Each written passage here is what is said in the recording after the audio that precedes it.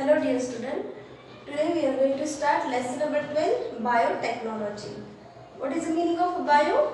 Bio means living, okay? Technology means हम technology use करके living organism से हमारे लिए जो भी बेनिफिशियल प्रोडक्ट है वो बनाएंगे with the help of technology. तो ये हो गई बायोटेक्नोलॉजी। बायोटेक्नोलॉजी के अंदर सिंपली एक ही बात ध्यान में रखना है कि लिविंग ऑर्गेनिज्म हम यूज कर रहे हैं हमारे बेनिफिशियल के लिए। तो यहाँ पे इंटरेक्शन बिटवीन अप्लाइड साइंस आ गया, ओके, टेक्नोलॉजी आ गई, देन बायोलॉजिकल साइंस आ गया। तो इन सारे ब्रांचेस का इंटरेक्शन मतलब आपकी बायोटेक्नोलॉजी हो गई। तो हम जो भी लिविंग ऑर्गेनिज्म कोई भी हो सकता है, ओके, कोई बैक्टीरिया ले लो, कोई मल्टीसेलुलर ऑर्गेनिज्म ले लो, तो बहुत अलग अलग तरह के ऑर्गेनिज्म हम यहाँ पे यूज करते हैं। बट मोस्टली यहाँ पे हम बैक्टीरिया ही यूज करेंगे, बैक्टीरिया, वायरस, बैक्टीरियोफेज। तो एक अलग अलग तरह के हम यहाँ पे जो भी ऑर्गेनिजम्स है उनका यूज करके हम हमारे लिए जो भी बेनिफिशियल प्रोडक्ट है वो भी हम यहाँ पे बनाने वाले हैं। तो यहाँ पे हम लिविंग ऑर्गेनिज्म यूज कर सकते हैं बायोटेक्नोलॉजी के अंदर, या फिर उनके अंदर से मिलने वाले कुछ एंजाइम्स यूज कर सकते हैं, और we can use the molecules from the organisms. What are the molecules from the organisms? Okay, DNA, RNA, protein, these are the molecules from the organisms which we can use for our benefit, and after that we can get the product, okay, which is beneficial for the human being. So Carl Icke in 1919 first time used the term biotechnology. He shows the production of pigs with the help of biotechnology. उन्होंने बहुत सारे pigs का production करके biotechnology ये first time introduce किया। ये ध्यान में रखना है, बहुत ही इंपॉर्टेंट है। Okay, there are the two phases of biotechnology. You have to learn about this two phases of biotechnology. First one which is old and the traditional biotechnology. So traditional के अंदर आपके सारे ट्रेडिशनल प्रोडक्ट आ जाएंगे, जैसे आपकी mummy दही बनाती है घर पे, ओके, दही वाला प्रोडक्ट। देन आप जो भी योगर्ट खाते हो, सोया सॉस, देन और क्या क्या आएगा इसके अंदर, जो आप 10th में पढ़े हो ना, जो भी सारे प्रोडक्शन वाले चीज, वो सारे यहाँ पे आएंगे ट्रेडिशनल और ओल्ड बायोटेक्नोलॉजी। ये तो मतलब पुराने लोगों को तो पहले से ही पता है किस तरह से दही बनाना है, ये सारी बातें तो पहले से ही पता है। Then you have to learn about the modern and the modern और a new biotechnology. So what is the meaning of modern और new biotechnology? Here we are using the gene, okay, rDNA, that is a recombinant DNA. So we are going to study detail about the rDNA. rDNA is a recombinant DNA. Recombinant means जो original DNA होगा उसके अंदर हम जो भी हमारा gene of interest है वो घुसा देंगे, वो हो गया recombinant DNA. ओके, मतलब पुराना वाला जीन नहीं, ओके, इसके अंदर मैंने जो भी नया इंट्रोड्यूस किया है वो हो गया recombinant DNA. Then you have to learn about the PCR, okay, polymerase chain reaction. This technique we are going to study in detail. अभी नहीं पता चलेगा, हम पढ़ेंगे। Then cell culture, हम किस तरह से बहुत सारे सेल को कल्चर कर पाएंगे हमारे लिए, ये सारा आता है मॉडर्न न्यू टेक्नोलॉजी में। तो rDNA फर्स्ट टाइम कोहेन और बोयर ने यूज किया था, इसके बारे में पता होना चाहिए। देन ये एग्जाम्पल ले लो, इसके अंदर मॉडर्न और न्यू बायोटेक्नोलॉजी के अंदर इंसुलिन का, सपोज आप बहुत सारे लोग को डायबिटीज हो रहा है, तो इतना सारा इंसुलिन कहाँ से लाए? पहले क्या करते थे, जो भी एलिमेंट्री कैनाल थी इसकी, गाय की वगैरह, घोड़े की, उनको मार के बेचारे के, मतलब उनके एलिमेंट्री कैनाल से हम क्या करते थे, इंसुलिन ले लेते थे। बट यहाँ अभी बहुत सारे लोगों को बीमारी हो रही है, तो हमको लार्ज अमाउंट में इंसुलिन चाहिए, तो वो कैसे प्रोड्यूस होगा? तो उसके लिए हम ये टेक्नोलॉजी यूज कर सकते हैं। यहाँ पे ये क्या है, ये सपोज आपका जीन ऑफ इंटरेस्ट है, किसका? इंसुलिन का जीन है। मैं क्या करूँगी, ये आपका वेक्टर है, ओके, वेक्टर मतलब मीडियम जिसके थ्रू हम हमारा जो भी जीन ऑफ इंटरेस्ट है वो ऑर्गेनिज्म के अंदर यहाँ पे डालने वाले हैं। तो यहाँ पे ये प्लाज्मिड है, प्लाज्मिड मीन्स सर्कुलर डीएनए होता है, ओके, और ये सर्कुलर डीएनए यहाँ पे मैं ये जो भी मेरा इंसुलिन वाला जीन है मैं यहाँ पे अटैच कर सकती हूँ ना, और फिर यहाँ पे अटैच करने के बाद ये जो आपका प्लाज्मिड है मैं इसको फिर से ये इकोलाई के अंदर डाल सकती हूँ, ओके। आपको पता है कि प्लाज्मिड अगर मैंने निकाला और फिर से उसके अंदर डाला तो बैक्टीरिया के ऊपर कोई फर्क नहीं पड़ता, ओके। ये हो गया आपका रिकॉम्बिनेंट डीएनए। जैसे ही मैंने मेरा इंसुलिन का जीन वो प्लाज्मिड के अंदर घुसा दिया, वो क्या हो गया, रिकॉम्बिनेंट डीएनए। तो मैंने ई कोलाई के अंदर रिकॉम्बिनेंट डीएनए डाल दिया, तो ये ई कोलाई ग्रो करेगा। ओके, आपको पता है बैक्टीरिया बहुत जल्दी जल्दी ग्रो करते हैं। ई कोलाई का लाइफ स्पैन तो सिर्फ 20 मिनट है, तो वो 20 मिनट में बहुत सारा ग्रो करेगा और हमारे लिए भर भर के क्या बनाएगा, इंसुलिन। तो ये हो गई मॉडर्न न्यू टेक्नोलॉजी। और एक एग्जांपल ले सकते हैं आप यहाँ पे, अभी क्या कर रहे हैं कि स्ट्रीट लाइट में हमारी बहुत थोड़ी हमारी लाइट एनर्जी सेव होनी चाहिए। तो इसके लिए आपको पता है कि जो भी फायर फ्लाई होती है उसके अंदर बायोलुमिनेंस वाला कैरेक्टर होता है। बायोलुमिनेंस चमकने वाले जो भी कीड़े होते हैं उनके अंदर से जो भी चमकने वाला प्रोटीन है उसको हम निकाल सकते हैं। वो प्रोटीन को निकाल के हम क्या करेंगे, उसको हम मतलब टोबैको के प्लांट में उन्होंने उसको इंसर्ट कर दिया, तो टोबैको के जो लीव्स है वो भी चमकने लगे। तो जैसे ही वो चमकने लगे, बायोलुमिनेंस प्रॉपर्टी है, तो अभी आपको लाइट की तो कोई ज़रूरत नहीं है रात में, मतलब रोड के चारों साइड में लगा दो टोबैको के प्लांट और अच्छे भर भर के आपको रोशनी मिलेगी। तो इस तरह से ये हो गए मॉडर्न एंड न्यू बायोटेक्नोलॉजी। ये सब हम बहुत डिटेल में पढ़ने वाले हैं। यहाँ पे आपको लग रहा होगा कि बहुत ईजी है, ये मैंने जीन ले लिया, ये प्लाज्मिड के अंदर घुसा दिया, फिर उसको ई कोलाई के अंदर घुसा दिया और फिर मुझे इंसुलिन मिल गया। ओके, ये जितना आपको दिखने में ईजी है बट करने में इतना नहीं है। देन यहाँ पे एग्जाम्पल ले लो कि सपोज एक कोई ऑर्गेनिज्म है जिसको मैं यूज कर रही हूँ। ओके, ये सोर्स हो गया मेरा, फिर मैं वो ऑर्गेनिज्म के अंदर से जीन निकाल रही हूँ, फिर ये जीन निकाल के मैं वेक्टर के अंदर डाल रही हूँ। वेक्टर भी आपको पढ़ने, ये सारा डिटेल पढ़ना है। ओके, और फिर ये जो वेक्टर होता है, ये वेक्टर के अंदर से मैं क्या कर रही हूँ, वेक्टर के अंदर वो जीन डाल रही हूँ और जीन को मैं दूसरे ऑर्गेनिज्म में मतलब होस्ट के अंदर ट्रांसफर कर रही हूँ और होस्ट से मुझे प्रोडक्ट मिल रहा है। तो इस तरह से ये बायोटेक्नोलॉजी होती है। आई होप सो आपको क्लियर हो गया। Thank you student. Today's topic from biotechnology is enzyme. Okay, so अभी हमने पढ़ा था कि हम डीएनए का यूज करने वाले हैं हमारे बेनिफिट के लिए। ओके, ऑर्गेनिज्म के अंदर डीएनए घुसाने वाले हैं। तो हम डीएनए कहाँ से लेने वाले हैं उसके बारे में सोचो। कहाँ से हम डीएनए, हमको डीएनए कैसे मिलेगा? ऑब्वियसली हमको सेल के अंदर से डीएनए मिलेगा। तो फिर सेल के अंदर से हम डीएनए कैसे निकालेंगे? तो उसके लिए हमको कुछ एंजाइम्स लगेंगे। ओके, तो यहाँ पे आइसोलेशन फर्स्ट स्टेप, जो भी हम डीएनए टेक्नोलॉजी के अंदर अगर मुझे रिकॉम्बिनेंट डीएनए बनाना हो तो उसके लिए फर्स्ट स्टेप क्या है, आइसोलेशन। सबसे पहले तो मुझे मेरे डीएनए को सेल के अंदर से बाहर निकालना पड़ेगा। ठीक है, फिर उसके लिए हमको कुछ एंजाइम्स लगेंगे, तो वो प्रोसीजर यहाँ पे हम पढ़ने वाले हैं। आप सभी को पता है। ओके, जो प्लांट सेल होती है उसके ऊपर सेल वॉल रहती है। कैसी सेल वॉल रहती है बताओ? सेलुलोज की। ओके, और जो एनिमल सेल है उसके ऊपर तो कोई सेल वॉल नहीं रहती। तो सबसे पहले हमने 4 सेल ले लिए। ठीक है, कौन सा? एक एनिमल का सेल ले लिया, एक प्लांट सेल ले लिया, ओके, एक फंजाई का सेल ले लिया और एक बैक्टीरिया का सेल ले लिया। इनमें से हम कोई भी ऑर्गेनिज्म के अंदर का डीएनए निकाल सकते हैं। तो सपोज मैंने एनिमल सेल ले लिया, तो एनिमल सेल के अंदर आपको पता है कोई सेल वॉल वगैरह नहीं होती। तो यहाँ पे हमको सबसे पहले तो सेल वॉल को ही निकालना पड़ेगा। अब मुझे सेल वॉल को रिमूव करना है तो मुझे उसके लिए कुछ एंजाइम लगेगा कि नहीं? ठीक है, प्लांट के अंदर कौन सी सेल वॉल रहती है? सेलुलोज की। तो यहाँ पे हम क्या यूज करेंगे? सेलुलेज।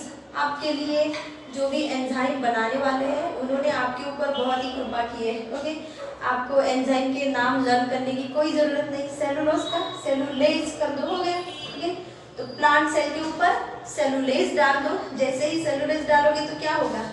इसकी सेल वॉल डिस्ट्रॉय हो जाएगी। उसके बाद फंजाई ले लो, फंगस क्या होते हैं? फंगस के ऊपर काइटिन की सेल वॉल होती है, सभी को पता है। ओके, अभी मुझे ये काइटिन के सेल वॉल को निकालना है, तोड़ना है, तो मैं क्या करूंगी? उसके ऊपर एंजाइम डालूंगी। कौन सा enzyme? Chitinase. Okay, then comes bacteria. Bacteria के ऊपर पेप्टिडोग्लाइकन की लेयर होती है। ओके, सेल वॉल रहती है।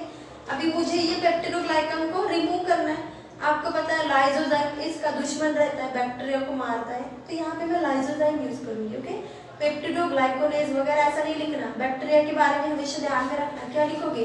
लाइसोजाइम लिखोगे। ओके, लाइसोजाइम अगर मैंने बैक्टीरिया के ऊपर डाल दिया तो बैक्टीरिया मर जाएगा। ओके, अभी तो मैंने सारे सेल वॉल हटा दिए। अब मुझे क्या करना है, सेल वॉल हटाने के बाद हमको सेल मिल गया, सेल के अंदर कुछ मटेरियल मिलेगा। आपको पता है सेल के अंदर क्या होता है, सभी को पता है। Okay, there are enzymes, there are lipid, कोई माइक्रो बॉडीज रहेंगे। ओके, सेल के अंदर बहुत सारे कोई लाइसोसोम्स होते हैं, माइटोकॉन्ड्रिया, बहुत सारे बॉडीज रहेंगे। तो हमको बाकी के इससे कुछ नहीं लेना, सिर्फ हमको क्या लेना है, हमको हमारा डीएनए निकालना है। वो कैसे निकालोगे, तो मैं इसके ऊपर जो भी एंजाइम्स होते हैं, लिपिड को मुझे लिपिड को डिस्ट्रॉय करना है, तो लिपिड को डिस्ट्रॉय करने के लिए मैं लाइपोज डालूंगी। ओके, प्रोटीन को डिस्ट्रॉय करने के लिए प्रोटीनेज डालूंगी।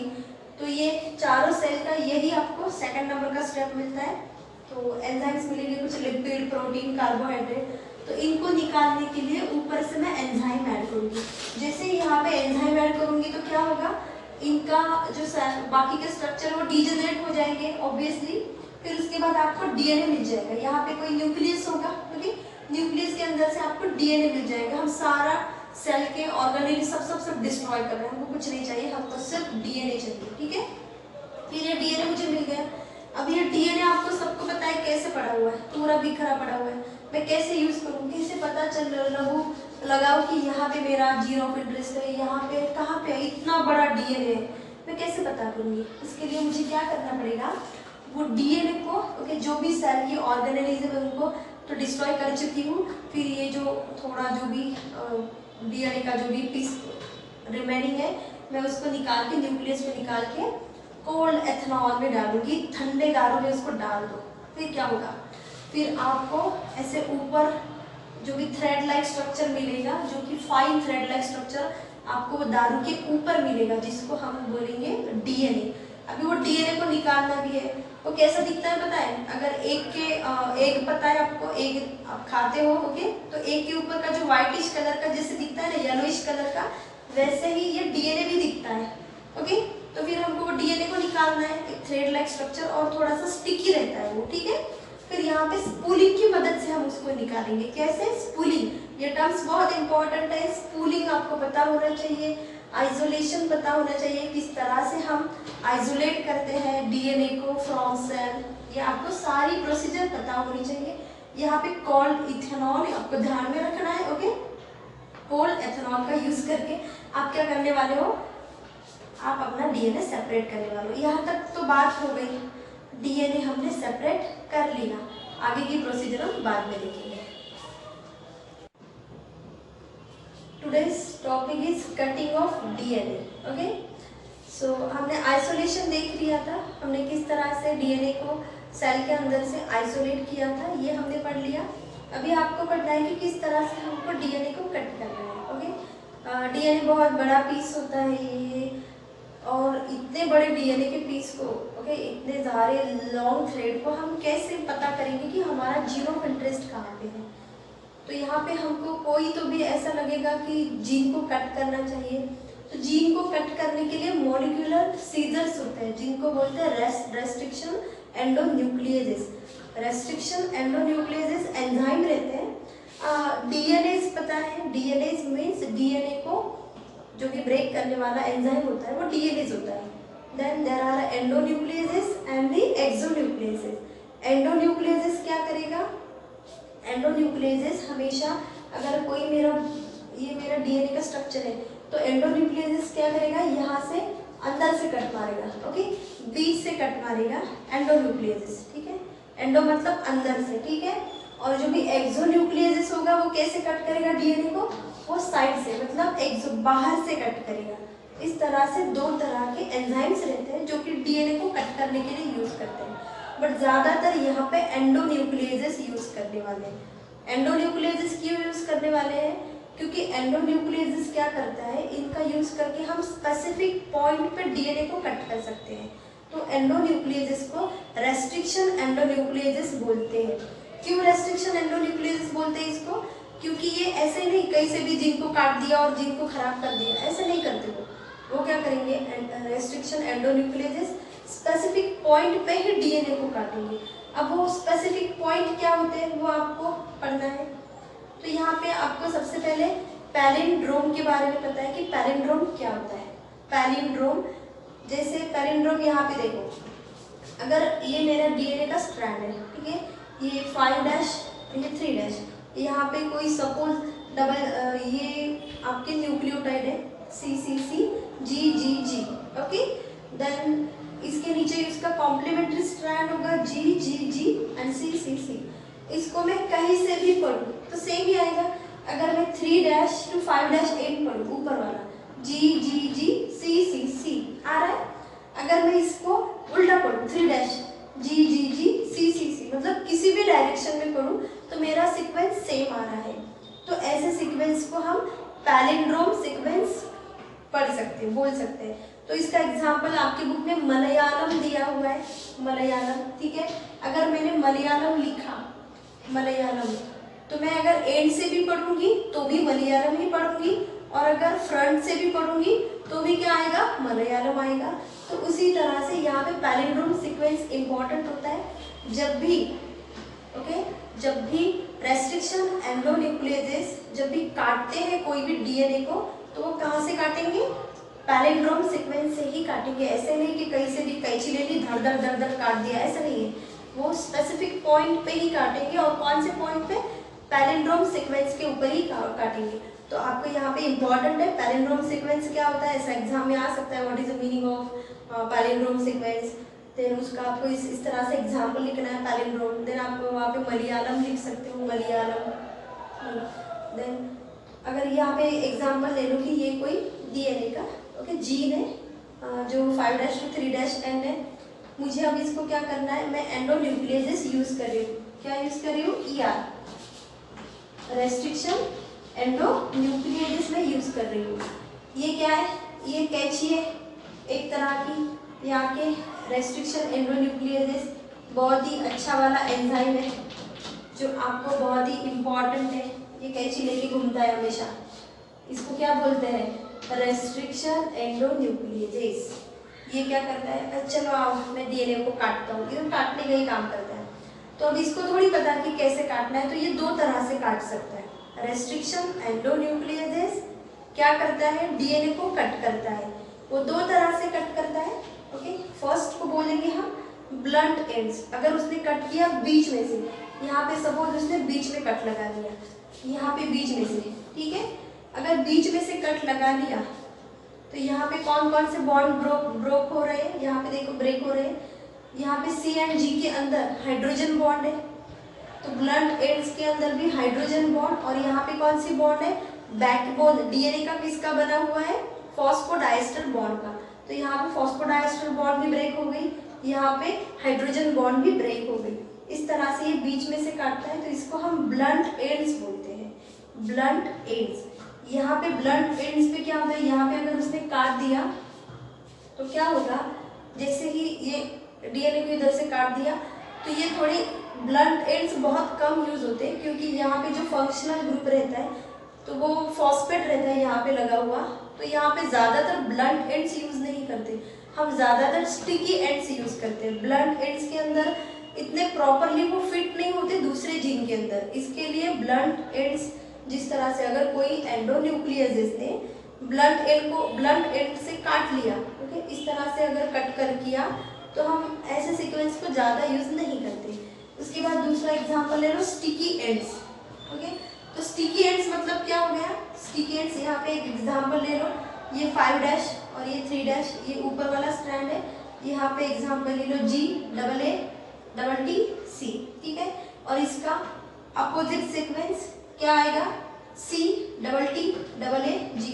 अब इसको आप 3 डैश टू 5 डैश N पढ़ो, देखो क्या आता है, CTTAAG आता है। फिर मैं इसको उल्टा पढ़ती हूँ, 3 dash two 5 dash CTTAAG, same आ रहा है। इसको बोलेंगे हम क्या, ये पैलिंड्रोम सीक्वेंस है कि नहीं, ओके, ये पैलिंड्रोम सीक्वेंस है। अगर यहाँ पे एंडोन्यूक्लियोजेस आ गया, ये आ गया हमारा प्यारा एंडोन्यूक्लियोजेस, ये क्या करेगा, कैंची लेके ही घूमता है, पता है आपको। यहाँ से उसने कट मार दिया, ओके, और फिर यहाँ से कट मार दिया। तो स्टिकी एंड्स के अंदर ये आपका एंडोन्यूक्लियोजेस ऐसे बीच से कट नहीं मारता, ये कैसे साइड में सिर्फ एक ही कट मारता है। यहाँ से उसने कट कर दिया, ठीक है। तो जैसे ही यहाँ से कट कर दिया तो ये इस तरह से आएगा, ये ऊपर वाला कट हो गया, देख रहे हो, AATC ये कट हो गया। और यहाँ से जी कट हो गया, तो ये पार्ट अलग आ गया, ये पार्ट अलग आ गया। यहाँ पे देखो ये मैंने जी लिख दिया, देन सी, ये पूरा sequence double T double A G इस तरह से आ गया। फिर उसने क्या किया, एंडोन्यूक्लियोसिस ने नीचे से 5' पे यहाँ पे जी पे कट मारा, तो जैसे ही यहाँ पे कट मारा तो क्या हो गया, किस तरह से आया, देखो ये ऊपर वाला आएगा, यहाँ पे देखो ये नीचे जी आ गया और यहाँ पे इसका डबल ए, ऊपर वाला डबल टी डबल ए ये आ गया। ठीक है, मतलब ये पूरा पार्ट, ठीक है, यहाँ से यहाँ तक ये कट कर दिया, तो इस तरह से स्टिकी एंड्स बन जाते हैं। तो स्टिकी एंड्स ज़्यादा यूज होते हैं comparison to blunt ends. Sticky end बहुत ज़्यादा मतलब वो इजीली फिट हो जाते हैं कहीं पे भी, तो ज़्यादातर प्लाज्मिड के अंदर ये स्टिकी एंड्स यूज करते हैं। आप यहाँ पे डिटेल में पढ़ोगे कि किस तरह से स्टिकी एंड जॉइन होते हैं प्लाज्मिड के अंदर। यहाँ पे most commonly use vector plasmid होते हैं, ये आपको पढ़ना है। तो ये जो डायग्राम है यहाँ पे हम पढ़ने वाले हैं कि एंडोन्यूक्लियोसिस आखिर होते क्या है, मतलब कैसे डिस्कवर हुए। तो ये आपका हो गया बैक्टीरियोफेज। बैक्टीरियोफेज पता है आपको क्या करता है, बैक्टीरियोफेज क्या करता है, बैक्टीरिया के ऊपर अटैक करता है, वायरस है, ये वायरस है, ये वायरस आ गया, इसने अटैक किया बैक्टीरिया के ऊपर और इसने क्या किया, अपना जो भी जेनेटिक मटेरियल है बैक्टीरिया के अंदर घुसा दिया। तो जैसे ही इसने ये जेनेटिक मटेरियल बैक्टीरिया के अंदर घुसा दिया, तो बैक्टीरिया के पास एक प्रॉपर्टी होती है, बैक्टीरिया अपने अंदर से एंडोन्यूक्लियोसिस रिलीज करता है। तो ये आ गया प्यारा एंडोन्यूक्लियस, शैतान वाला, ठीक है, कैंची लेके कच कच कच कच आ गया। ये क्या करता है, ये इसको कट करता है, ठीक है, इसको कट करेगा, जो भी वायरस ने इसके अंदर अपना जो जेनेटिक मटेरियल डाला है उसको वो कट कर रहा है। बट इसको थोड़ी पता है कि बैक्टीरिया का भी डीएनए यहाँ पे है, ओके, इसको नहीं पता, ये खुद का डीएनए भी कट कर सकता है। तो इसके लिए कुछ रिकॉग्नाइजेशन साइट चाहिए ना, उसका मतलब उसको पता भी तो होना चाहिए कि नहीं नहीं ये तो मेरे सेल का ही डीएनए है, उसको नहीं मारना चाहता, तो उसको कैसे पता चलेगा। तो यहाँ पे CH3 नाम के मिथाइल ग्रुप लगते हैं, ओके, मतलब यहाँ पे डीएनए के ऊपर CH3 रखते हैं, तो इसकी वजह से फिर उसको पता चल जाता है कि ये मेरा ही डीएनए है, मुझे इसको नहीं काटना है, और इस तरह से रेस्ट्रिक्शन एंडोन्यूक्लियोसिस आपको बैक्टीरिया से मिलते हैं। ये आपको पता होना चाहिए कि जो भी रेस्ट्रिक्शन एंडोन्यूक्लियोसिस है वो कहाँ से आए, किस तरह से यूज होते हैं, ये आपको पता होना चाहिए, इसलिए ये सारा प्रोसेस है। ये बैक्टीरिया है, बैक्टीरिया के ऊपर वायरस ने अटैक किया, वायरस ने यहाँ पे अपना जेनेटिक मटेरियल डाल दिया, जैसे ही वायरस ने अटैक किया बैक्टीरिया क्या करेगा, अपने अंदर से एंडोन्यूक्लियोसिस एंजाइम रिलीज करेगा। ये घूम रहा है कैंची लेके, उसको तो कुछ भी करके काटना है किसको, वायरस के जीन को, उसने काट दिया वायरस के जीन को। जैसे ही उसने वायरस के जीन को काट दिया, उसको थोड़ी पता कि मेरा वाला जीन भी यहीं पे पड़ा है, वो खुद का भी जीन काट सकता है, तो वो खुद के जीन को नहीं काटेगा। क्यों, क्योंकि यहाँ पे मिथाइल ग्रुप लग जाते हैं, जिससे उसको पता चल जाता है कि नहीं, अरे ये तो मेरा खुद का डीएनए है, मुझे उसको नहीं काटना है। तो यहाँ पे आपको इम्पोर्टेंट बातें ध्यान में रखना है, पैलिंड्रोम सीक्वेंस क्या होता है, एंडोन्यूक्लियोसिस क्या होता है, रेस्ट्रिक्शन एंडोन्यूक्लियोसिस। पैलिंड्रोम सीक्वेंस के अंदर रिकॉग्नाइजेशन साइट में अगर बीच में से कट गया तो उसको ब्लंट एंड बोलते हैं, अगर साइड में से एक ही बॉन्ड कट गया तो उसको हम बोलते हैं sticky ends. So sticky ends are more useful as compare to the blunt ends. ये सारी बातें आपको ध्यान में रखना है। देन एंडोन्यूक्लियोसिस कैसे बने, किस तरह से बने, ये भी ध्यान में रखना है। Thank you student. Hello dear student, today's topic is naming of restriction endonucleases. इसके पहले हमने एंडोन्यूक्लियोसिस देखे थे, किस तरह से मॉलिक्यूलर सीजर्स क्या करते हैं, डीएनए को कट करते हैं। अभी हमको ये देखना है कि किस तरह से हम नेमिंग करते हैं रेस्ट्रिक्शन एंडोन्यूक्लियोसिस की। ये बहुत इंपॉर्टेंट टॉपिक है, तो इसको ध्यान से सुनो। इश्चरशिया कोलाई आपको पता है, इसका इश्चरशिया ये जो है ये जेनेरिक नेम है, ओके, और कोलाई ये स्पीसीज नेम है। देन RY13 क्या है, इसका स्ट्रेन है। जो भी बैक्टीरिया होते हैं वो एक ही प्रकार का थोड़ी होता है, जैसे ई कोलाई बैक्टीरिया बहुत अलग अलग टाइप के हो गए। हम जैसे बोलते हैं ना नया स्ट्रेन आ गया, अभी आप लोग भी सुन रहे हो कोरोना का नया स्ट्रेन आ गया, तो उसका मीनिंग क्या होता है, नया स्ट्रेन आ गया मतलब क्या हो गया। तो यहाँ पे जो बैक्टीरिया है उसका एक नया टाइप आ गया, तो ये स्ट्रेन हो गया। तो यहाँ पे देखो नेमिंग कैसे किया जाता है। तो जो जेनेरिक नेम है उसमें से सबसे पहला वाला लेटर लेते हैं ई, तो यहाँ पे ई ले लिया। Okay, then coli. आपको पता है कि स्पीसीज नेम हमेशा हम स्मॉल लेटर से स्टार्ट करते हैं, इसके लिए कोलाई ये स्मॉल लेटर से स्टार्ट किया है। सो यहाँ पे ई के बाद सीओ आ गया, सो यहाँ का सीओ ले लिया। Then 2 letter from the species, then first letter from the strain. So here there are is a first letter from the strain, then there is Roman letter 1. So what is the meaning of 1? तो देखो जो भी bacteria होता है वो एक ही तरह का एंजाइम रिलीज नहीं करता, वो बहुत अलग अलग तरह के एंडोन्यूक्लियसेस रिलीज करता है। एंडोन्यूक्लियसेस क्या है? एंजाइम है, अलग अलग तरह के एंजाइम रिलीज करते हैं। तो जब जो फर्स्ट टाइम एंजाइम रिलीज हुआ, ओके, जो सबसे पहले डिस्कवर हुआ, तो उसको हम नाम दे दिया इकॉर 1। ओके, जो सेकंड टाइम डिस्कवर हुआ उसको नाम दे दिया इकॉर 2। तो इस तरह से नेमिंग किया जाता है। और एग्जांपल ले लो, हीमोफिलस इन्फ्लुएंजा। ओके, और ये आरडी उसका स्ट्रेन है। Haemophilus is generic name, then influenza is a name of species and RD is a name of strain. Then first letter from the gene, here is H.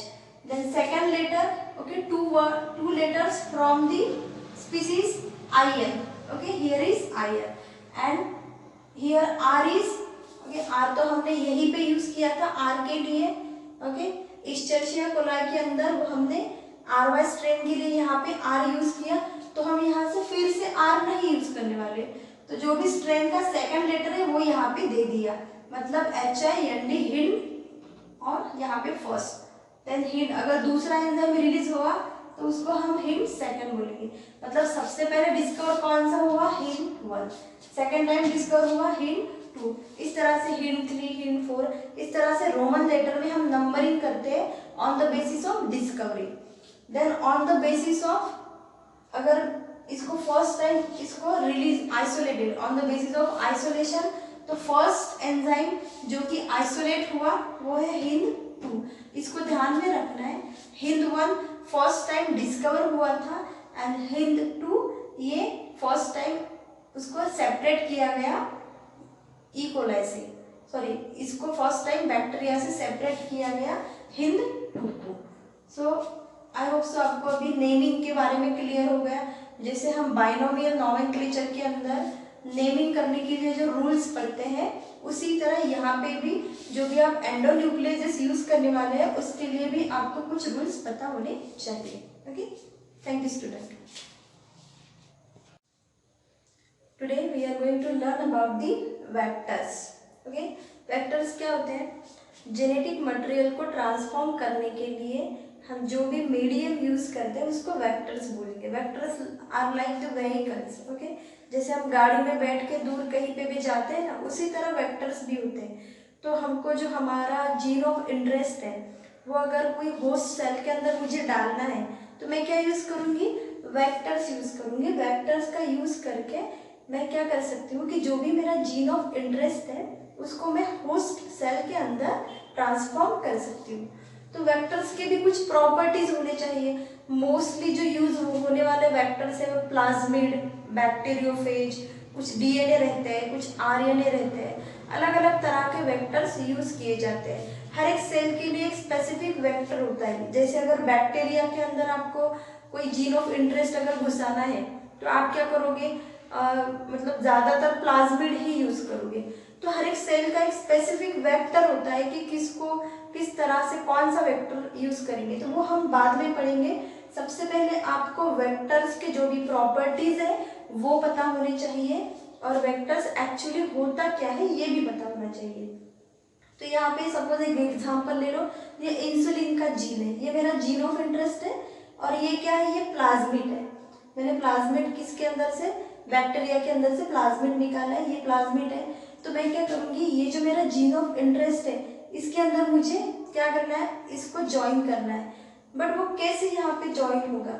हो सकता है कि अगर यहाँ पे मैंने कट किया, यहाँ पे कोई भी एंडोन्यूक्लियस यहाँ पे यूज किया, सपोज ये आ गया हमारा एंडोन्यूक्लियेजेस कैंची लेके, ठीक है। ये एंडोन्यूक्लियेजेस आ गया, इसने प्लाज्मिड को कट कर दिया। कट करने के बाद आपको पता है कि एंडोन्यूक्लियेजेस कभी कभी ब्लंट एंड भी बनाता है और कभी कभी स्टिकी एंड भी बनाता है, ये हमने पढ़ा था पिछले क्लास में, ठीक है। ब्लंट एंड बनाता है मतलब क्या करता है, वो बीच में से काटता है, ठीक है। और कभी कभी स्टिकी एंड बन गए तो क्या होता है, वो एक ही बॉन्ड को काटता है, ठीक है। मतलब एक ही फॉस्फोडाइस्टर और एक ही हाइड्रोजन बॉन्ड को काटेगा, ऐसा भी हो सकता है। उसके भी दो पॉसिबिलिटीज है। तो अगर उसने स्टिकी एंड में काटा तो क्या होगा, हो सकता है कि प्लाज्मिड, ये जीन, इंसुलिन का जीन उसके अंदर ना जुड़े और वैसे ही वो ज्वाइन हो जाए। मतलब ये आपका ओरिजिनल प्लाज्मिड हो गया, ठीक है, ये जीन ऑफ इंटरेस्ट हो गया। उसके बाद अगर मुझे जीन ऑफ इंटरेस्ट प्लाज्मिड के अंदर डालना है तो दो पॉसिबिलिटीज है। एक तो यहाँ पे जैसे ही मैंने एंडोन्यूक्लियेजेस यूज किए, रेस्ट्रिक्शन एंडोन्यूक्लियेजेस, तो क्या होगा, मेरा जो जीन है, वो जो भी प्लाज्मिड है वो डायरेक्टली ज्वाइन हो सकता है। वो इंसुलिन का जीन अपने अंदर ना घुसा के डायरेक्टली वैसे ही स्टिकी एंड ज्वाइन हो सकते हैं, ये एक पॉसिबिलिटी है। तो उसको हम बोलते हैं नॉन रिकॉम्बिनेंट वेक्टर। मतलब यहाँ पे मेरा जो जीन ऑफ इंटरेस्ट है वो तो गया ही नहीं, तो इसकी वजह से मैंने इसको क्या बोला, नॉन रिकॉम्बिनेंट वेक्टर।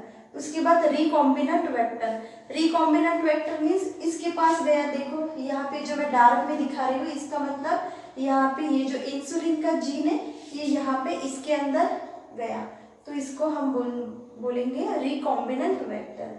आई होप सो यहाँ तक क्लियर है, क्योंकि यहाँ पे भी हिट एंड ट्रायल मेथड होती है। कभी कभी हो सकता है, ऐसा थोड़ी है कि हमने निशाना लगा दिया और हमारा जीन चला गया, ऐसा नहीं हो सकता। कभी कभी हो सकता है कि आपका जो प्लाज्मिड है वो जीन, वहाँ पे जो भी आपका जीन ऑफ इंटरेस्ट है वो जाने से पहले ही वो प्लाज्मिड जुड़ जाए, ऐसा भी हो सकता है। बहुत सारी पॉसिबिलिटीज है।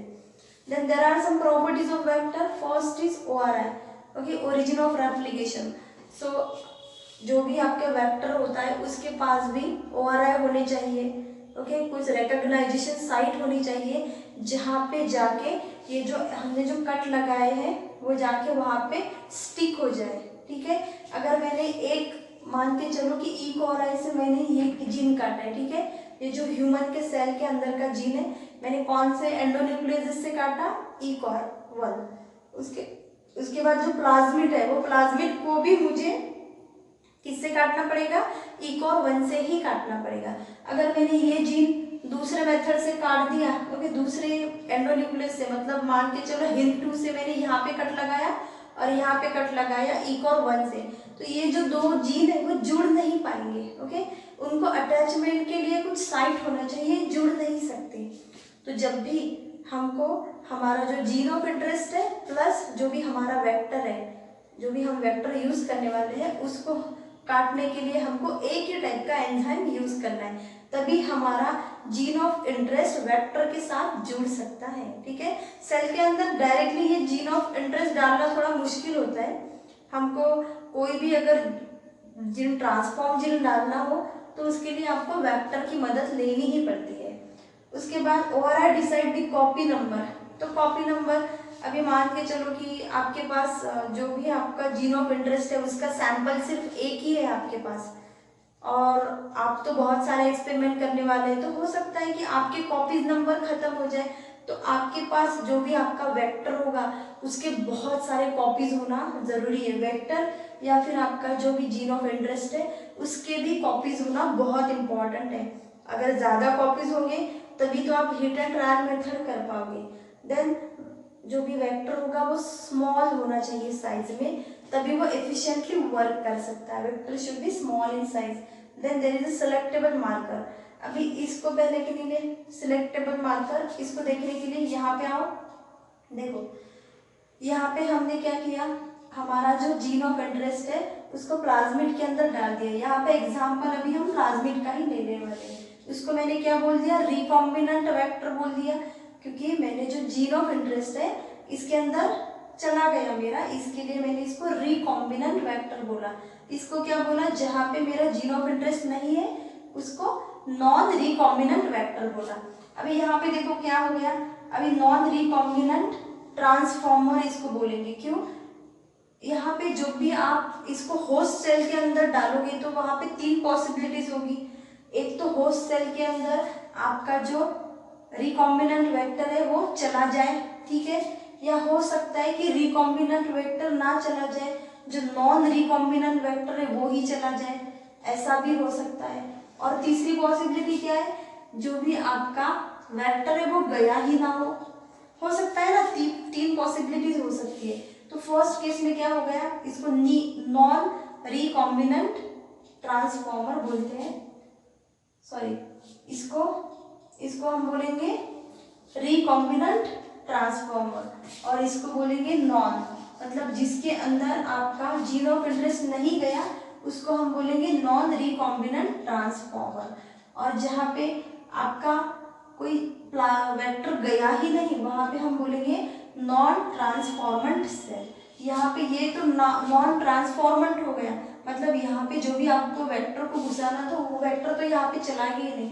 सिर्फ 2 केस में चला जाता है, एक इसमें वेक्टर चला गया और दूसरी इसमें जो भी आपका नॉन रिकॉम्बिनेंट वेक्टर था वो चला गया।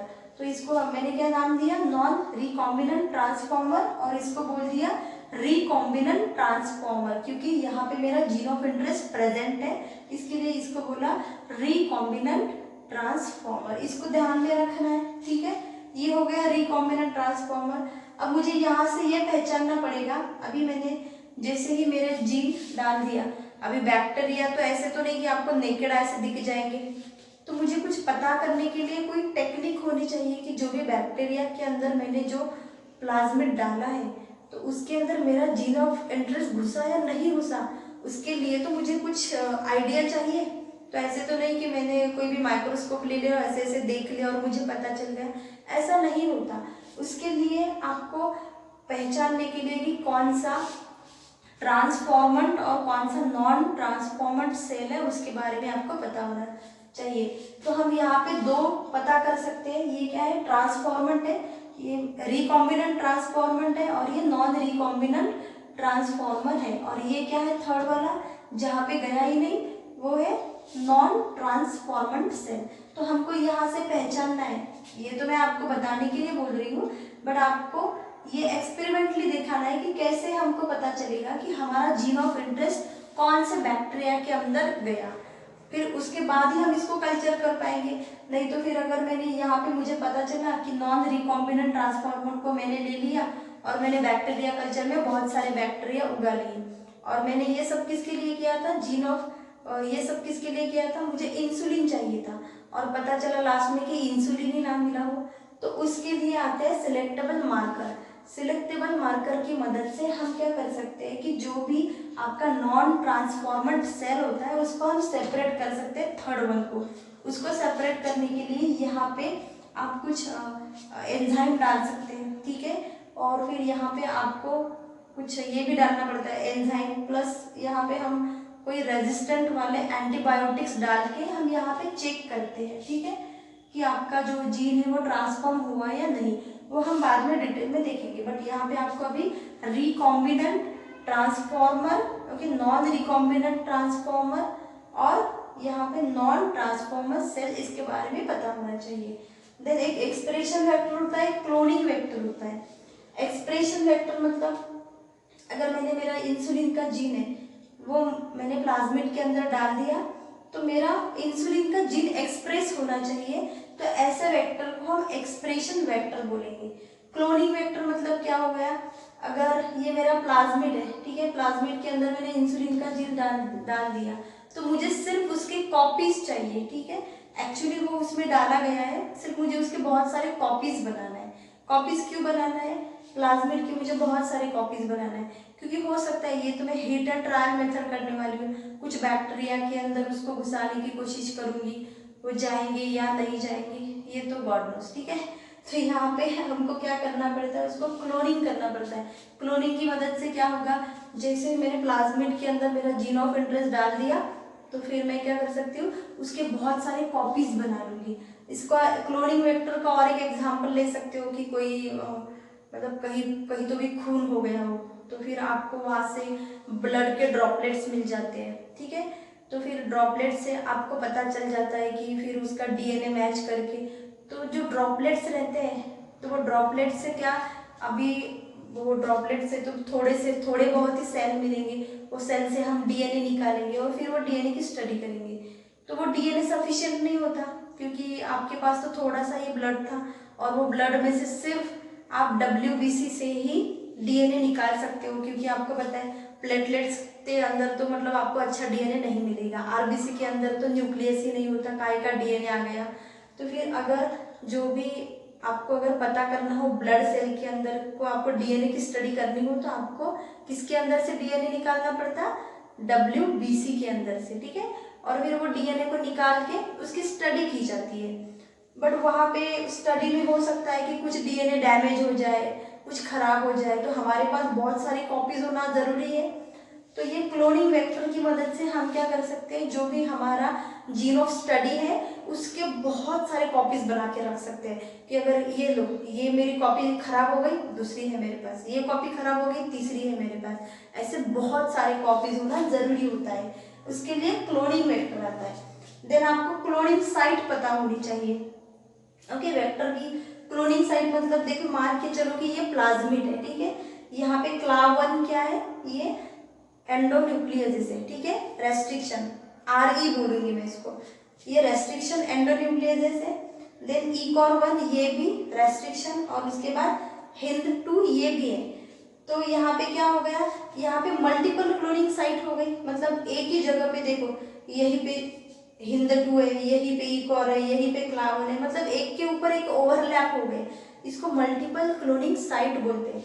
इसकी वजह से प्रॉब्लम क्या हो सकता है, अगर ये मेरा प्लाज्मिड है, ठीक है, प्लाज्मिड ऐसा होना चाहिए कि जिसके ऊपर आप अलग अलग तरह के एंडोन्यूक्लियस यूज कर सकते हैं, बट हर एक एंडोन्यूक्लियस के लिए एक ही साइट होनी चाहिए। यहाँ पे देखो, और कैसे होनी चाहिए, वो मल्टीपल क्लोनिंग नहीं होनी चाहिए। यहाँ पे देखो, अगर मैंने क्लाव1 यूज किया तो क्या होगा, यहाँ पे बहुत सारे ये ओवरलैपिंग साइट है, तो मेरा डीएनए पूरा टूट जाएगा, प्रॉब्लम कर देगा, ठीक है। मैं यहाँ पे क्लाव1 किया, फिर ECOR1 किया, HIND2 किया, तो ये कटिंग करने के लिए प्रॉब्लम देगा। उसके बाद अगर इस तरह से आपकी 1 क्लोनिंग साइट रही, तो यहाँ पे क्या होगा, यहाँ पे एडवांटेज है, अगर मैंने HIND2 यूज किया ये प्लाज्मिड को काटने के लिए, तो जाके वो सिर्फ HIND2 की जो भी रिकॉग्नाइजेशन साइट है, क्लोनिंग साइट है, वहीं पे जाके कट मारेगा। ऐसा नहीं कि ये HIND2 को डाल दिया और HIND2 जाके पूरे प्लाज्मिड को कहीं पे भी जाके कट मार रहा है, ऐसा नहीं है, ठीक है। जो भी एंडोन्यूक्लियस रहते हैं वो स्पेसिफिक जगह पे कट मारते हैं, उनकी जो रिकॉग्नाइजेशन साइट होती है वहीं पे जाके वो चाकू चलाते हैं। ऐसा नहीं कि मैंने HIND2 डाल दिया ER और उसने जाके क्लाव1 का जो भी रेस्ट्रिक्शन साइट है उस पे जाके कट मार दिया, ऐसा नहीं होता, ठीक है। आई होप सो यहाँ पे आपको समझ में आ रहा है। ये मल्टीपल क्लोनिंग साइट है और ये सिंगल रेस्ट्रिक्शन एंजाइम के लिए सिंगल साइट है, ठीक है। यहाँ पे सिंगल रेस्ट्रिक्शन साइट है, यहाँ पे क्या हो गया, मल्टीपल रेस्ट्रिक्शन साइट हो गया, तो इसको क्लोनिंग साइट भी बोल सकते हैं, रेस्ट्रिक्शन साइट या फिर इसको क्लोनिंग साइट भी बोलेंगे, यहाँ पे रिकॉग्नाइजेशन साइट या फिर क्लोनिंग साइट। आई होप सो आपको यहाँ पे वेक्टर के बारे में पूरा पता चल गया, वेक्टर की डेफिनेशन, देन उसके जो प्रॉपर्टीज है वो आपको पता होनी चाहिए, वो कैसा होना चाहिए वेक्टर को किस तरह से ट्रांसफॉर्म किया जाता है, ये बाकी के थोड़े वेक्टर के जो प्रॉपर्टीज है और कुछ जो आपके बुक में जो एक्सप्लेन किए गए वेक्टर है उसके बारे में हम नेक्स्ट इसमें देखेंगे। Thank you student. Today's topic is vector. We are going to learn the various types of vectors. First one is PBR 322. This is artificial vector created by human being for the use of biotechnology to make the recombinant DNA. We are mostly using the PBR 322. Here P stands for plasmid, B for Bolivar and R for Rodriguez, and 322 is number given to this vector. So this vector contains many endonucleases. These are the examples of endonucleases, and this vector is very efficient. We can use the 8 different types of endonucleases to cut the vector. Okay.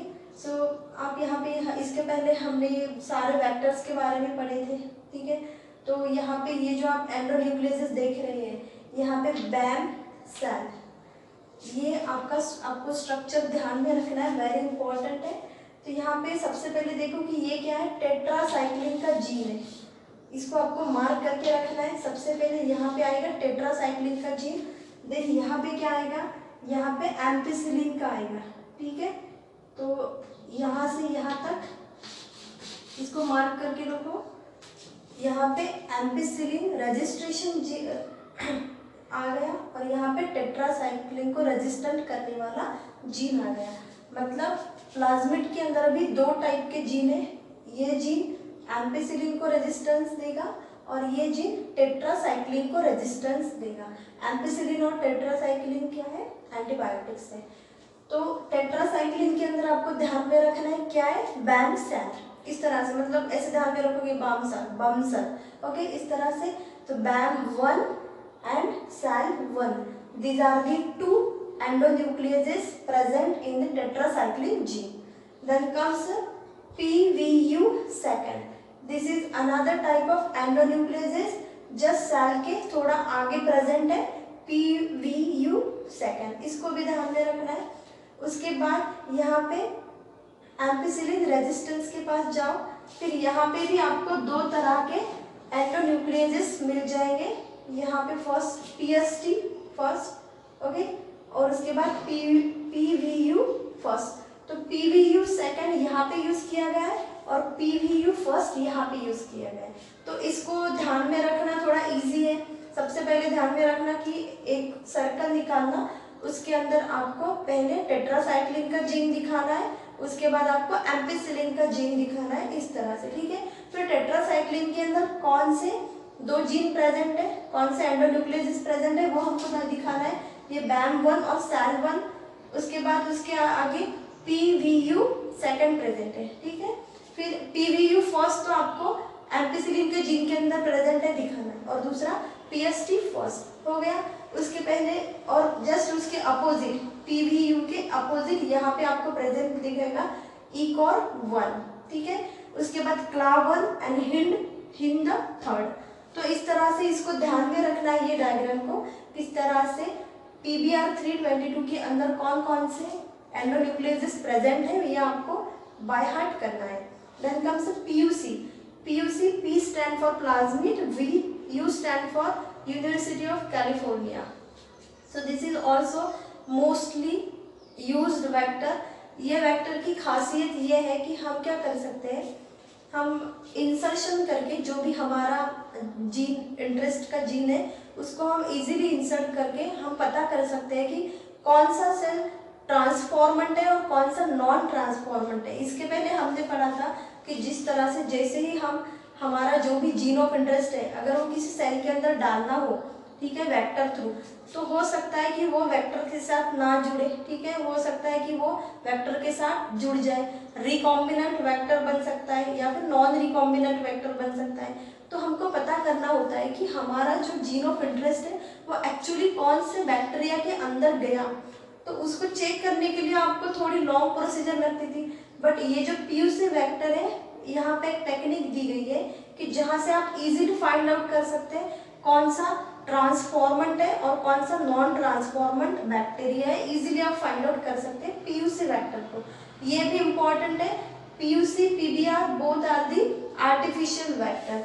Then come the TI gene. अगर plant को effect करना हो, plant के अंदर अगर आपको genetic modification करना हो, तो वहाँ पे आपको TI जीन यूज है। T stand for tumour inducing gene. तो यहाँ पे देखो, ये हमारा बैक्टीरिया है, कौन सा, एग्रोबैक्टीरियम ट्यूबिफेसियंस दिख रहा है यहाँ पे। ये जो बैक्टीरिया देखो कितना खुश है, क्यों, अभी वो प्लांट पे अटैक करने वाला है। ये जो बैक्टीरिया है ये ज्यादातर कौन से, जो डाइकॉट प्लांट होते हैं उनके ऊपर ही अटैक करता है। ये बैक्टीरिया बहुत खतरनाक होता है। ये क्या करता है, ये जो अपना प्लाज्मिड है, तो ये होस्ट सेल मान लो, ठीक है, ये प्लांट के अंदर का कोई सेल है, ये क्या करता है, अपना जो प्लाज्मिड है वो यहाँ पे डाल देता है। जैसे ही प्लाज्मिड इसके अंदर गया तो वो क्या करता है, अपना जो जीन है, ओके, प्लाज्मिड का एक थोड़ा जीन का पार्ट, ओके, प्लाज्मिड का कुछ पार्ट वो होस्ट के डीएनए के साथ मिक्स कर देता है। तो जैसे ही होस्ट के डीएनए के साथ वो मिक्स हो गया तो क्या होगा, होस्ट कंटिन्यूअसली डिवाइड करेगा और फिर ये जो सेल होता है वो स्लेव बन जाता है किसके अंदर, बैक्टीरिया के अंदर। मतलब यहाँ पे पूरा बैक्टीरिया का ही राज चलेगा। यहाँ पे बहुत मतलब जिसको बैक्टीरिया को जितनी ग्रोथ चाहिए उतनी ग्रोथ करवाएगा प्लांट की, तो इसीलिए इसको ट्यूमर इंड्यूसिंग जीन बोलते हैं। और इसी बैक्टीरिया को हम जेनेटिक इंजीनियर ऑफ प्लांट भी बोलते हैं। इसको ध्यान में रखना है, this are the genetic engineer of the plant, Agrobacterium tumefaciens. अगर प्लांट को इफेक्ट करना हो, प्लांट के अंदर हमको जेनेटिकली मॉडिफिकेशन करना हो तो हम इस तरह से प्लाज्मिड यूज कर सकते हैं। तो यहाँ पे भी हम क्या करेंगे, हम ह्यूमन बहुत होशियार है, यहाँ पे भी हम क्या करते हैं, यहाँ पे ये प्लांट ये क्या करता है, बैक्टीरिया अपना जीन यहाँ पे डाल देता है, तो हम चुपके से यहाँ पे उसके प्लाज्मिड के अंदर ही जो हमारा जीन ऑफ इंटरेस्ट है वो यहाँ पे डाल सकते हैं और फिर उसको पता भी नहीं चलेगा और फिर वो जाके होस्ट सेल के अंदर अपना प्लाज्मिड का जीन भी यहाँ पे मिक्स कर देगा।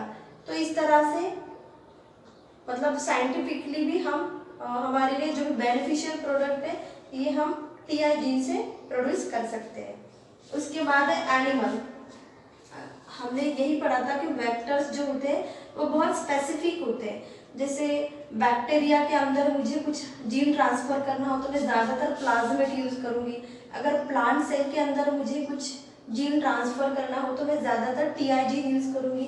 अगर मुझे कोई एनिमल सेल के अंदर मल्टी सेलुलर कोई एनिमल है जिसके अंदर मुझे क्या करना है कि मेरा जो भी रिकॉम्बिनेंट डीएनए वो ट्रांसफर करना है थ्रू वेक्टर, तो यहाँ पे एनिमल के लिए कौन सा वेक्टर एक्ट करेंगे, तो फर्स्ट है रेट्रोवायरस। रेट्रोवायरस पता होगा, रेट्रोवायरस मतलब यहाँ पे आपको रिवर्स ट्रांसक्रिप्शन देखने को मिलता है, ठीक है।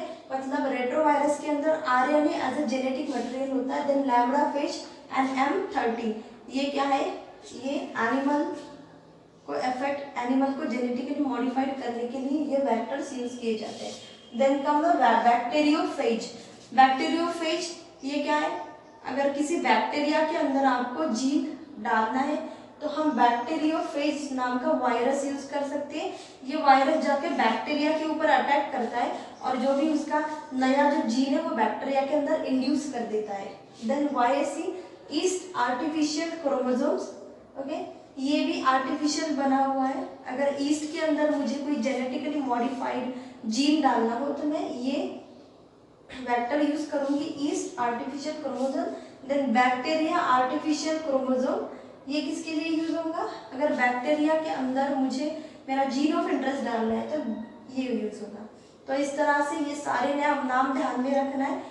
सो जो भी वेक्टर्स होते हैं they are very specific. Thank you student. Today's topic is vector-based gene transfer.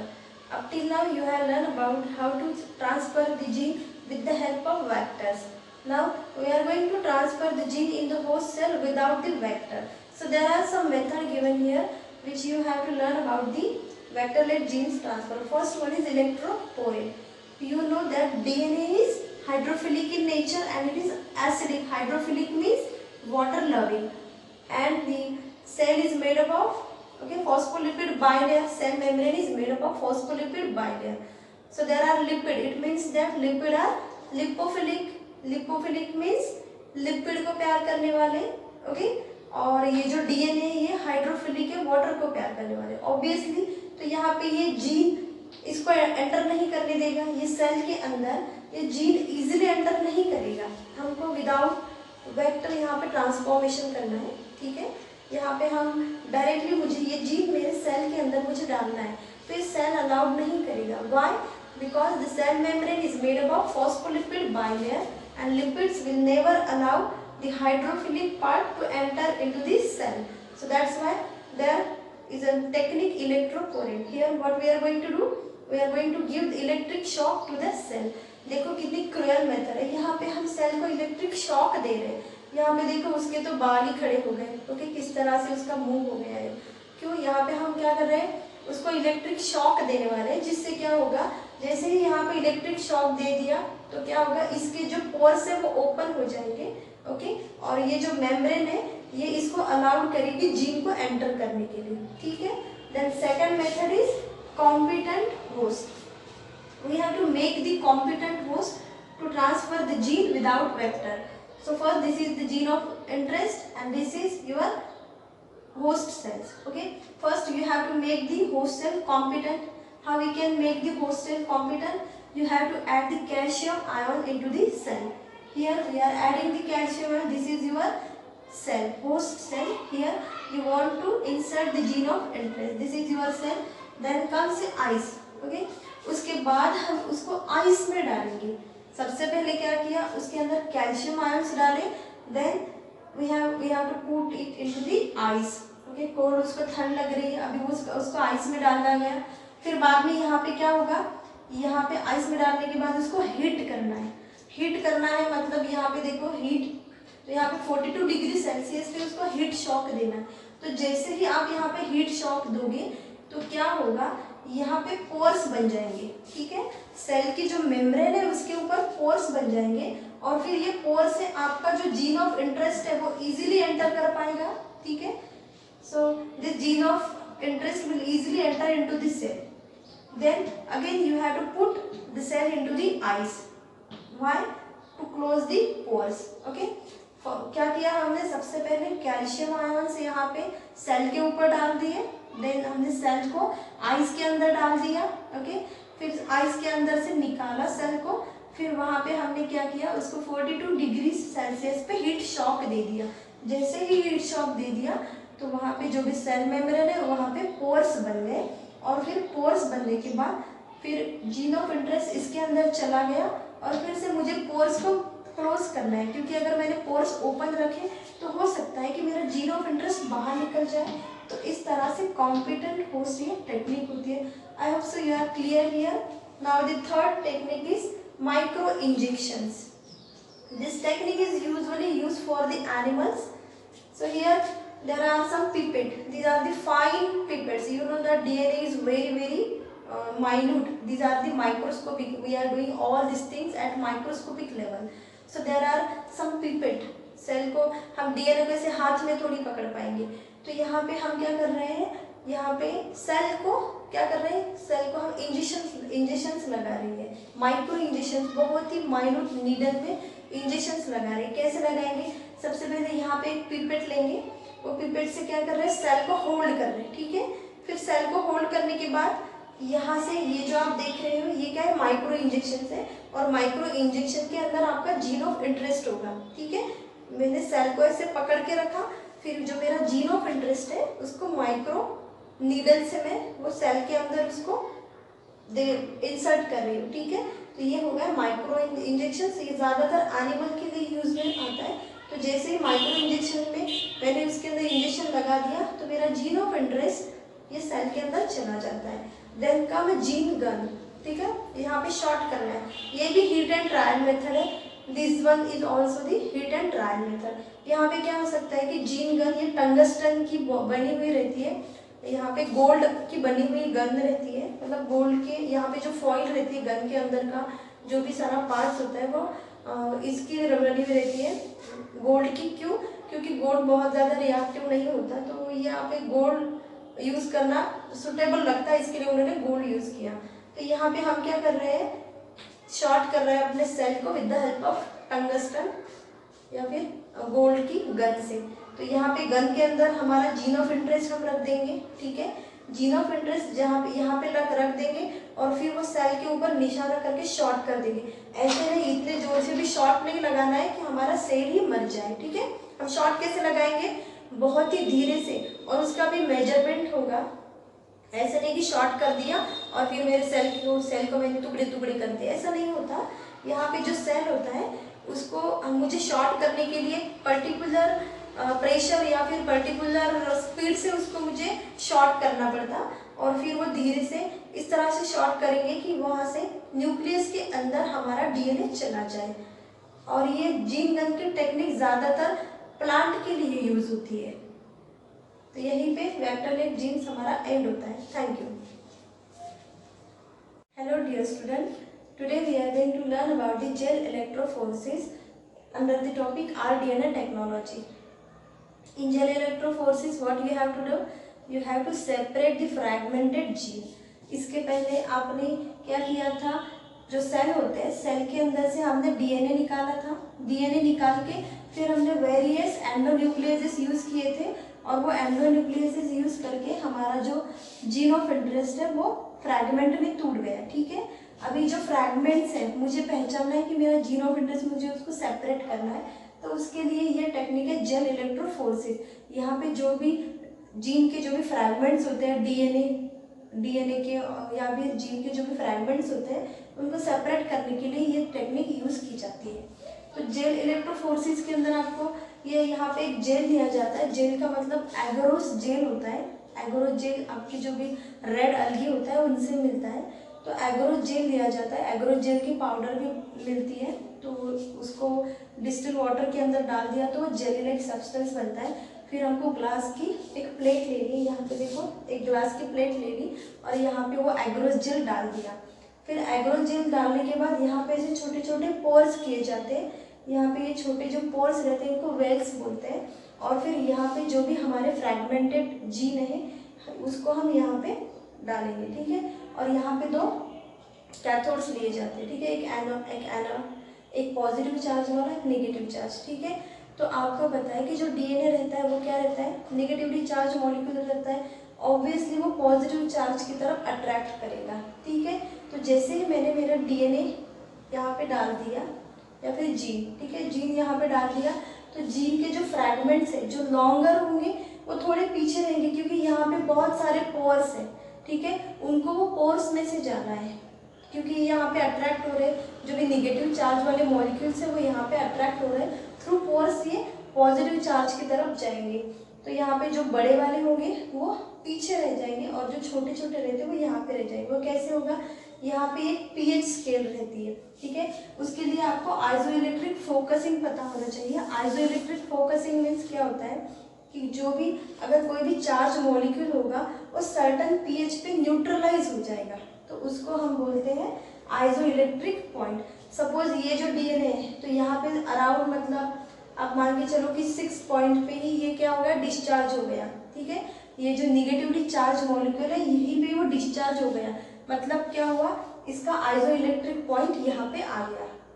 Then दूसरा कोई डीएनए का फ्रैगमेंट होगा जो कि 8 मतलब अराउंड 8 पीएच पे क्या हो गया, वो न्यूट्रल हो गया। ठीक है, तो यहाँ पे वो रुक जाएगा, मतलब जैसे ही वो न्यूट्रल हो गया तो वो पॉजिटिव चार्ज की तरफ भागेगा ही नहीं। ठीक है, तो कुछ सर्टन पीएच पे जो भी डीएनए के जो मॉलिक्यूल्स रहते हैं, जो भी फ्रैगमेंट्स रहते हैं वो क्या करते हैं, वो न्यूट्रल हो जाते हैं। तो ये टेक्निक हो गई आइसोइलेक्ट्रिक फोकसिंग।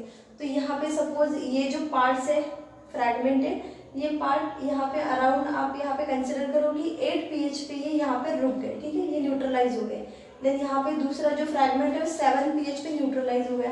फिर ये छोटे छोटे जो फ्रैगमेंट्स हैं ये 14 पीएच पे न्यूट्रलाइज हो गए। इस तरह से फिर इनको सेपरेट करने के लिए हेल्प होती है। देन हमारा आइसोइलेक्ट्रिक फोकसिंग आ गया। देन अभी हमको विजुअलाइजेशन करना है। आपको बताया कि जो डीएनए रहता है वो हमको नेकेड आई से नहीं दिखाई देता, डीएनए का कोई कलर ही नहीं होता, तो उसको देखने के लिए माइक्रोस्कोप से भी देखने के लिए हमको उसको स्टेन करना पड़ेगा। तो अभी विजुअलाइजेशन कैसे करेंगे, तो विजुअलाइजेशन करने से पहले डीएनए प्रोब यूज़ किए जाते हैं। डीएनए प्रोब मतलब क्या होता है, डीएनए प्रोब मतलब एक सीक्वेंस होता है। मान के चलो ये सीक्वेंस है, ठीक है, ये 5' एंड है और ये 3' एंड है। यहाँ पे कोई तो भी सीक्वेंस होगा, जैसे मान के चलो ACTG, इस तरह से कुछ सीक्वेंस है। ठीक है, ये मेरा प्रोब है और यहाँ पे मुझे प्रोब मतलब एक छोटे डीएनए के पीसेस रहते हैं।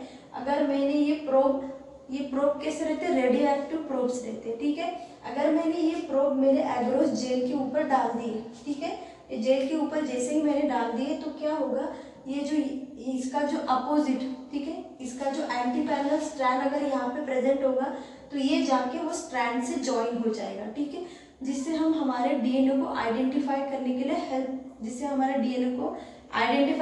लिए हमको हेल्प हो जाती है।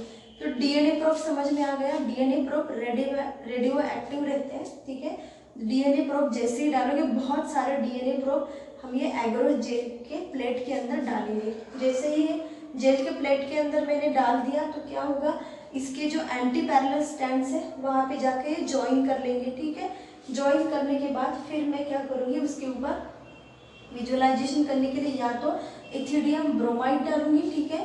तो इथिडियम ब्रोमाइड अगर डाला तो यूवी रेज में जैसे ही वो प्लेट के ऊपर डालूंगी तो क्या होगा, ऑरेंज कलर का बैंड दिखाई देगा।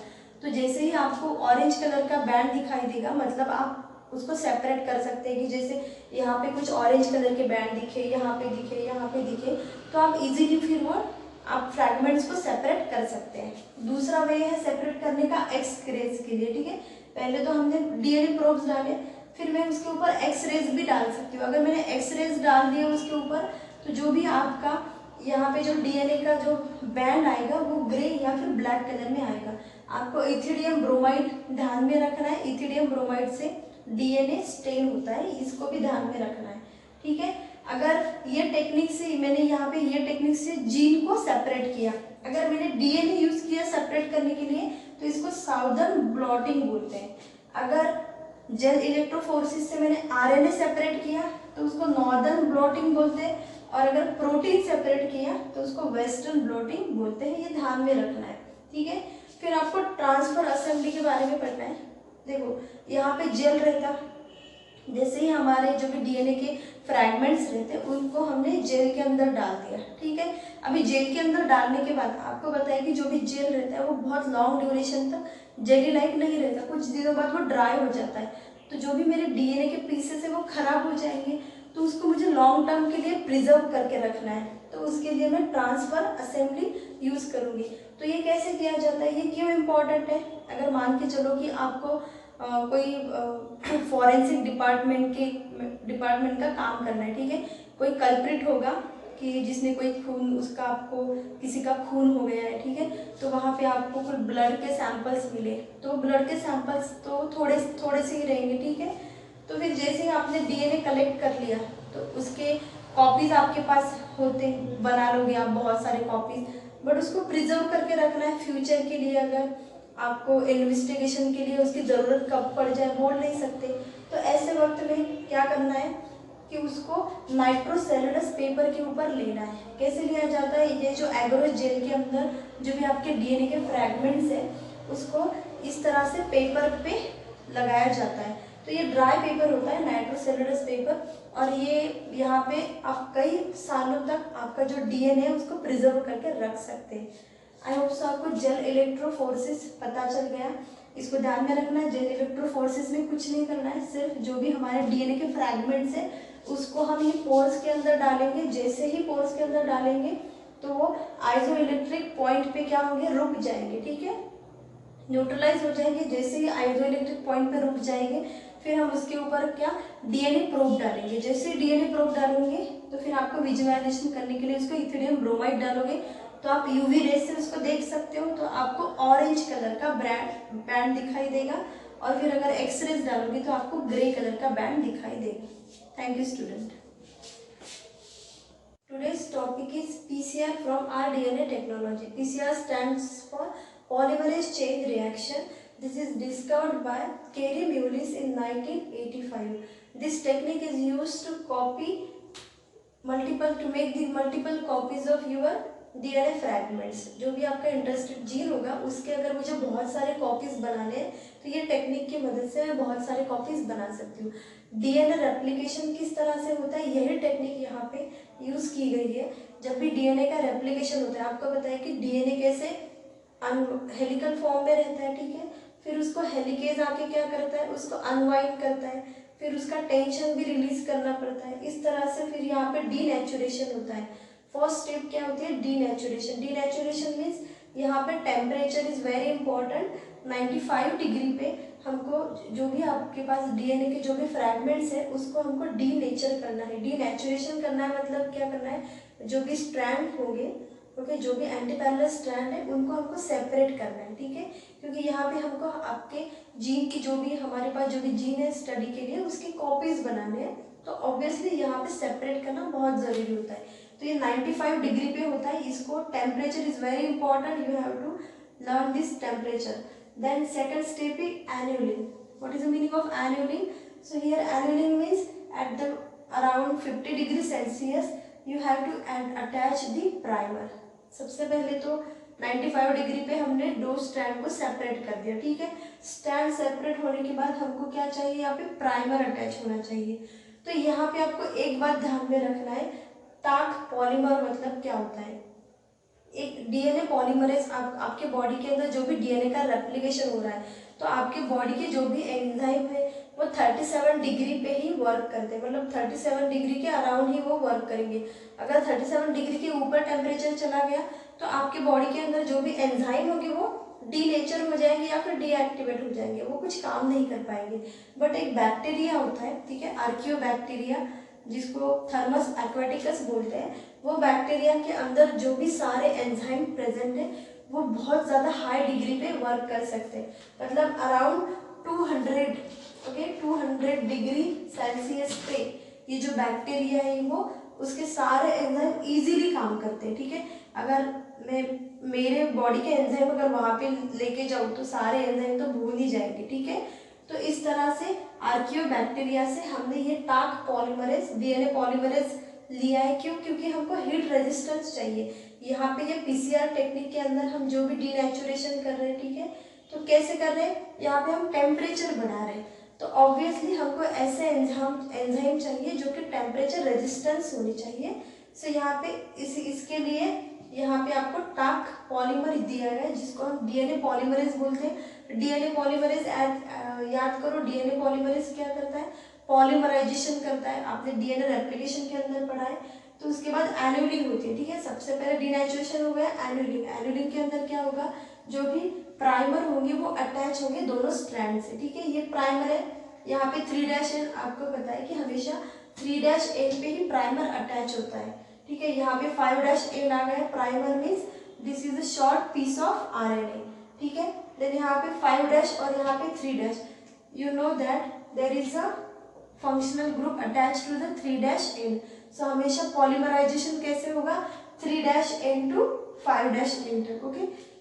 आपको रेप्लिकेशन के रूल्स भी पता है। पॉलीमराइजेशन, जो भी डीएनए पॉलीमरेज, ये जो एंजाइम है ये हमेशा पॉलीमराइजेशन कौन से डायरेक्शन में करता है, 3' टू 5', ठीक है। रीड कौन से डायरेक्शन में करता है, 5' टू 3'। सो दीज आर, ये जो 5' 3' है ये बहुत ज़्यादा इंपॉर्टेंट है, इसको ध्यान में रखना है। फिर जो एंटी पैरेलल वाला जो दूसरा स्ट्रैंड है, यहाँ पे 3' पे प्राइमर आके लगेगा। तो एन्यूलिंग में सिंपली प्राइमर आके लगता है, बाकी का फिर एक्सटेंशन बाद में होता है। तो अभी यहाँ पे एक्सटेंशन हो रहा है, एक्सटेंशन में क्या होगा, अभी यहाँ पे आएगा आपका डीएनए पॉलीमरेज। डीएनए पॉलीमरेज आके यहाँ पे क्या करेगा, जैसे ही प्राइमर लग गया, प्राइमर के आगे वो एक एक न्यूक्लियोटाइड ऐड करेगा, ठीक है। और फिर जैसे ही न्यूक्लियोटाइड ऐड करेगा तो एक नया स्ट्रैंड बन जाएगा, 3' 5' के अपोजिट 5' टू 3', इस तरह से एक नया स्ट्रैंड बनेगा, ठीक है। और फिर उसी तरह जो नीचे वाला स्ट्रैंड है वहाँ पे भी प्राइमर लग गया, ठीक है, 5' पे, और जैसे ही प्राइमर लग गया तो ये भी इस तरह से बिल्डअप होगा। तो आई होप सो आपको क्लियर हो रहा है कि किस तरह से डीएनए रेप्लिकेट होता है। तो यही आपको डीएनए रेप्लिकेशन के सारे स्टेप्स यहाँ पे ध्यान में रखना है जब भी आप पीसीआर पढ़ोगे। सो पीसीआर से हम बहुत ज़्यादा मल्टीपल कॉपीज बना सकते हैं।